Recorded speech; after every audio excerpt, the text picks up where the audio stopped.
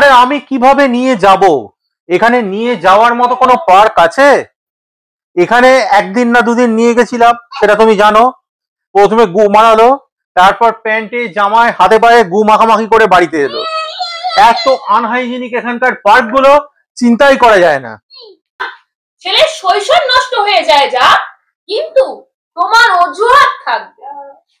আরে আমি তো চাই ছেলে তুমি সবাইকে নিয়ে পার্কে যেতে, কিন্তু তুমি নিজেই তো একটা জঙ্গল সাফারি।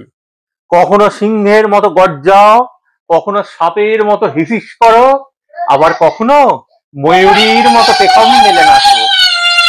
আর হাঁটবো তো তোমার চারপাশে। তুমি নিজেই তো আমার প্রাইভেট পার্ক।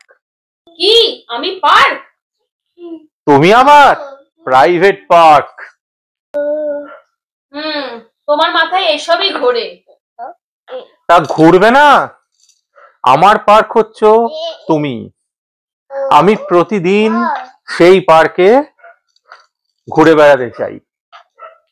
যত সব, আগে ছেলের ডাইপার চেঞ্জ করাও, তারপর তোমার পার্ক ভ্রমণ করা হবে।